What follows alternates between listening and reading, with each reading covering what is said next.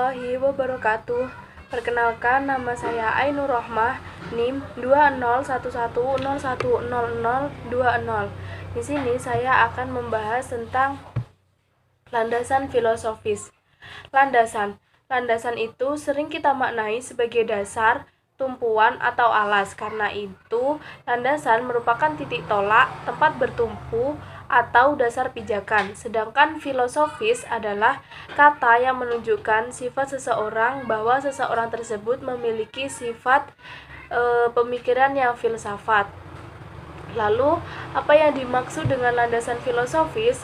Jadi, landasan filosofis dalam perkembangan kurikulum pendidikan mengandung arti bahwa pendidikan senantiasa berhubungan dengan manusia, baik sebagai subjek, sebagai objek, maupun sebagai pengelola. Dengan demikian, pendidikan berintikan pada interaksi manusia yang dicantumkan dengan tujuan dan sasaran, proses interaksi, dan pada akhir nantinya akan diadakan sebuah evaluasi. Dalam mencapai tujuan dan sasaran pendidikan, dibentuklah sebuah sistem atau aturan yang dinamakan kurikulum. Kurikulum yang dibuat ini untuk mencapai tujuan pendidikan sangat dipengaruhi oleh filsafat atau pandangan hidup suatu bangsa. Maka kurikulum yang dikembangkan itu akan mencerminkan falsafah atau cara pandang hidup bangsa tersebut. Selanjutnya adalah fungsi filsafat dalam pengembangan kurikulum pendidikan. Yang pertama, filsafat itu akan menentukan arah tujuan pendidikan. Jadi, pendidikan itu tujuannya itu mau dibawa seperti apa, mau dibentuk seperti apa, itu nanti yang menentukan adalah filsafat filsafat atau pandangan hidup bangsa tersebut. Yang kedua, yaitu filsafat dapat menentukan isi atau materi pelajaran yang harus diberikan sesuai dengan tujuan yang ingin dicapai. Jadi mereka itu sudah punya pandangan pendidikan di negara mereka itu akan dibuat seperti ini. Jadi mereka itu akan menentukan isi atau materi atau isi atau materi yang akan digunakan untuk mencapai tujuan-tujuan yang telah mereka buat. Yang ketiga, yaitu filsafat dapat menentukan strategi atau cara pencapaian tujuan. Karena tujuan sudah terbentuk, cara untuk mencapai tujuan tersebut sudah dibuat, maka mereka akan menentukan strategi atau cara supaya tujuan-tujuan yang mereka buat itu akan tercapai. Kemudian, filsafat dapat menentukan tolak ukur keberhasilan proses. Jadi mereka sudah menentukan ketiga hal tersebut, mereka juga akan menentukan tolak ukur dari yang telah mereka buat itu berhasil atau tidaknya dengan nilai sekian. Yang selanjutnya adalah tujuan pendidikan. Tujuan pendidikan ada 7. Yang pertama yaitu health atau sehat, yaitu sekolah diwajibkan untuk mempertinggi taraf kesehatan murid-murid. Jadi misal dalam masa pandemi seperti ini, sekolah akan menerapkan protokol kesehatan yang ketat seperti menyiapkan alat tempat cuci tangan, menyiapkan hand sanitizer, mewajibkan siswa memakai masker, dan lain sebagainya. Yang selanjutnya yaitu command of fundamental process, yaitu penguasaan kecakapan pokok yang fundamental seperti membaca, menulis, berhitung, dan lain sebagainya. Yang selanjutnya yaitu worthy home membership, yaitu mendidik anak-anak menjadi anggota keluarga yang berharga sehingga berguna bagi masyarakat. Jadi setelah mereka keluar dari jenjang pendidikan, mereka itu akan terjun ke masyarakat mereka atau lingkungan sekitar mereka dan mereka itu dapat difungsikan. Yang keempat yaitu vocational efficiency, yaitu efisiensi dalam pekerjaan sehingga dalam waktu yang singkat dapat mencapai hasil yang banyak dan memuaskan. Jadi mereka itu sudah bisa digunakan dalam masyarakat, kemudian hasil kerja mereka itu cepat, bisa dalam waktu singkat, dan hasilnya banyak juga memuaskan. Yang kelima yaitu citizenship, yaitu usaha mengembangkan bangsa menjadi warga yang baik. Yang keenam yaitu worthy use of leisure, yaitu memanfaatkan waktu senggang dengan baik yang senantiasa bertambah panjang berhubung dengan industrialisasi yang lebih sempurna. Yang ketujuh, satisfaction of religious needs, yaitu pemuasan kehidupan yang keagamaan. Selanjutnya yaitu hubungan atau relasi kurikulum dan filsafat pendidikan. Kurikulum sebagai alat mencapai tujuan dan sasaran pendidikan ini sangat dipengaruhi oleh filsafat yang dianut oleh bangsa tersebut. Contohnya itu negara kita sendiri dah. Ketika negara kita itu dijajah oleh Belanda, maka kurikulum yang dianut itu adalah kurikulum yang diciptakan Belanda. Kurikulum yang diciptakan Belanda ya yang bertujuan untuk kepentingan Belanda, salah untuk kepentingan politik. Kita diajarkan untuk berperang, dimasukkan dalam berbagai organisasi. Begitu pula ketika kita dijajah Jepang, kurikulum ditujukan untuk kepentingan dan sistem nilai yang dianut oleh Jepang. Namun setelah merdeka dan menetapkan Pancasila sebagai falsafah hidup bangsa Indonesia tentunya, kurikulum di Indonesia pun mengikuti falsafah Pancasila. Di sini ada catatan bahwa pengembangan kurikulum ini meskipun awalnya sangat kental dengan falsafah kehidupan bangsa, namun kurikulum ini tidak bersifat statis, melainkan perlu perubahan untuk penyempurnaan, penyesuaian dan mengikuti perkembangan zaman yang sangat kuat arusnya. Selanjutnya, aliran-aliran dalam filsafat pendidikan. Ini kalau tidak salah ada sekitar 4-5 aliran filsafat pendidikan. Di antaranya yaitu progresivisme. Apa sih progresivisme? Progresivisme merupakan aliran yang mengutamakan kebebasan dan menentang semua bentuk otoriter dan absolutisme. Berbeda dengan aliran selanjutnya yaitu esensialisme yang berusaha menyatukan pertentangan antara konsepsi idealisme dan realisme. Yang selanjutnya, perennialisme tampil sebagai aliran yang bersifat progresif, yaitu mundur ke masa lampau sampai abad pertengahan. Sedangkan aliran selanjutnya yaitu rekonstruksionalisme, yaitu aliran yang memandang segala gejala berpangkal pada eksistensi, yaitu manusia berada di dunia yang berbeda dengan keberadaan materi. Yang terakhir yaitu eksistensialisme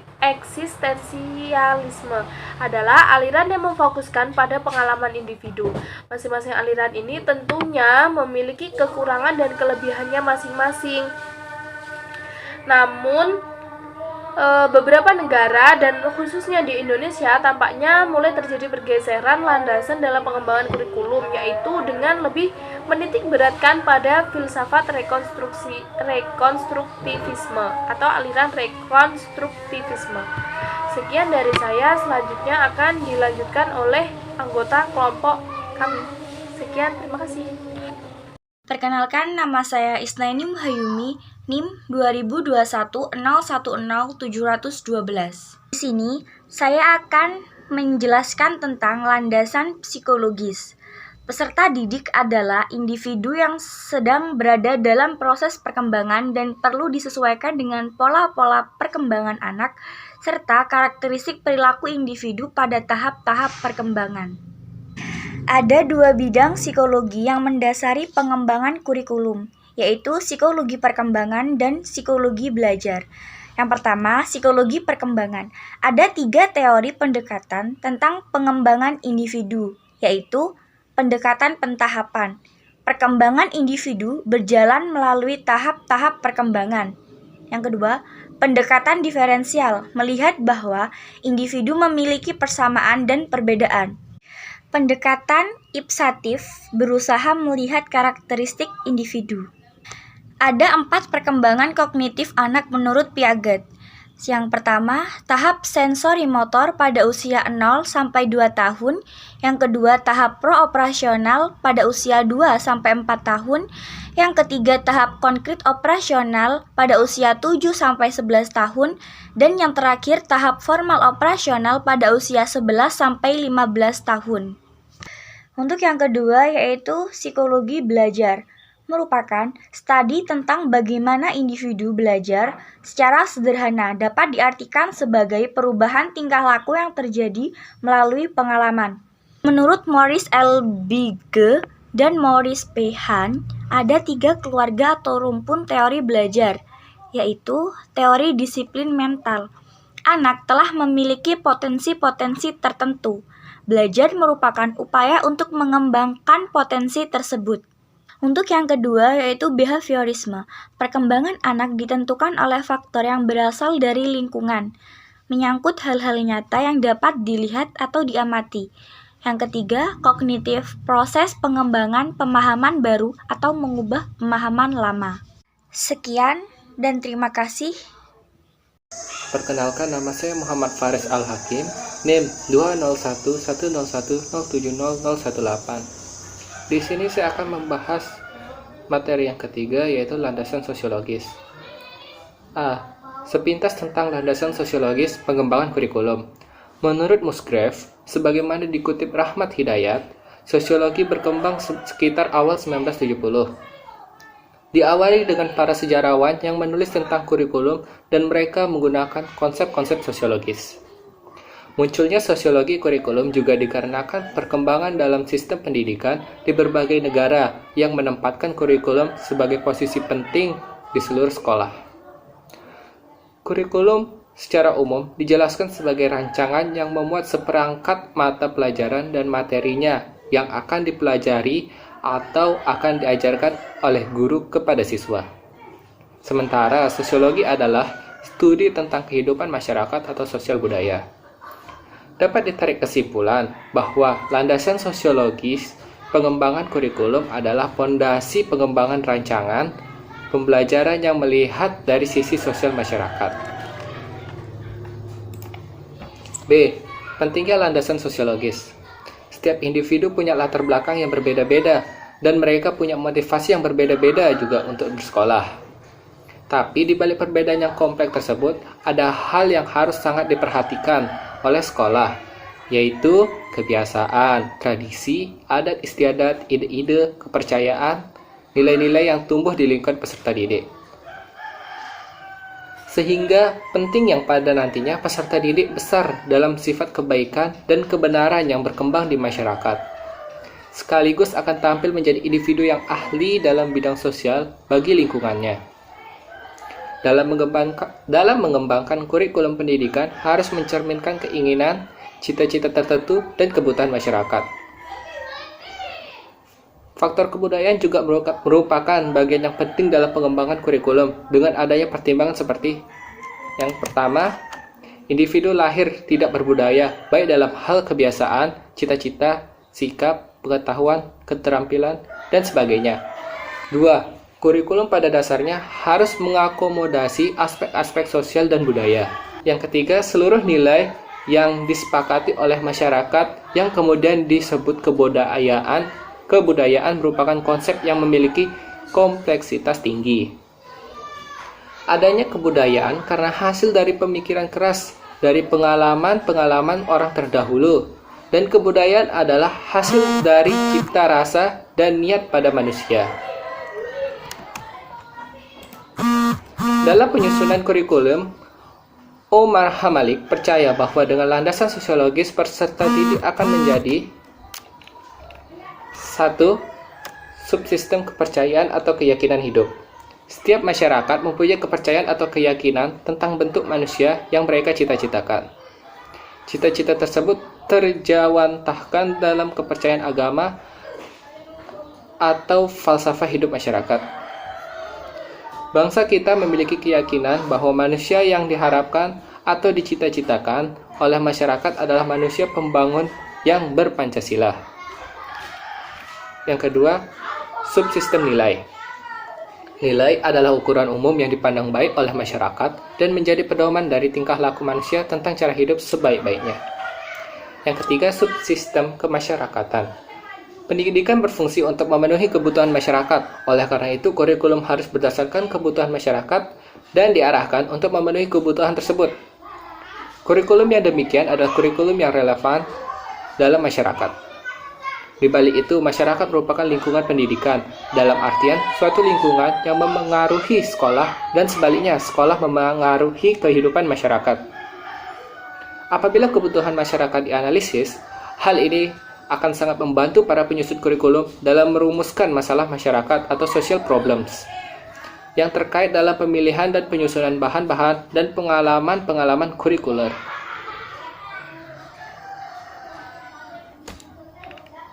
Yang terakhir, subsistem permintaan atau tuntutan atau demands.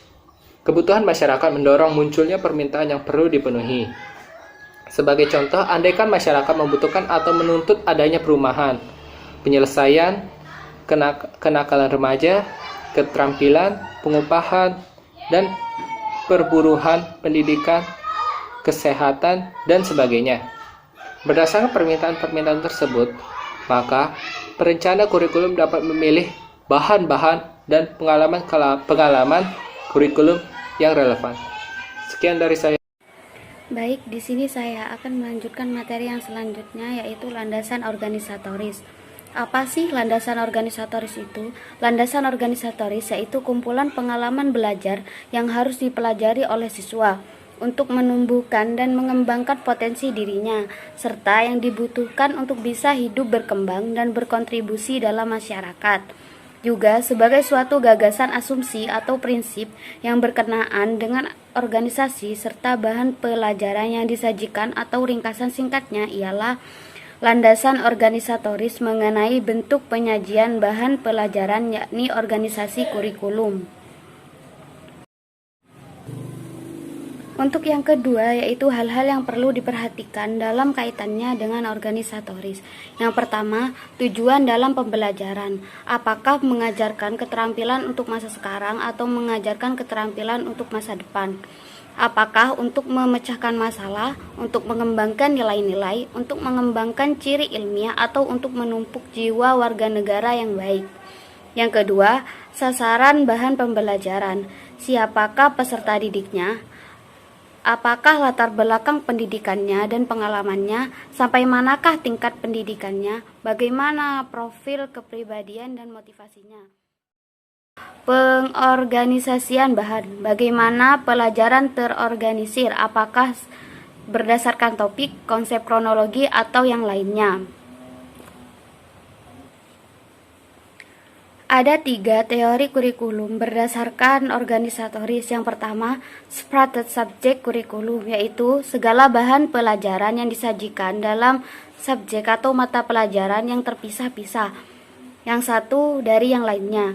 Yang kedua, yaitu curated kurikulum, yaitu menghubungkan suatu pelajaran dengan pelajaran lainnya dengan memelihara identitas awal pelajaran. Yang ketiga yaitu integrated kurikulum, yaitu kurikulum yang secara sengaja mengaitkan beberapa aspek baik dari intra mata pelajaran maupun antar mata pembelajaran. Baik, mungkin itu saja yang bisa kami sampaikan. Terima kasih. Wassalamualaikum warahmatullahi wabarakatuh.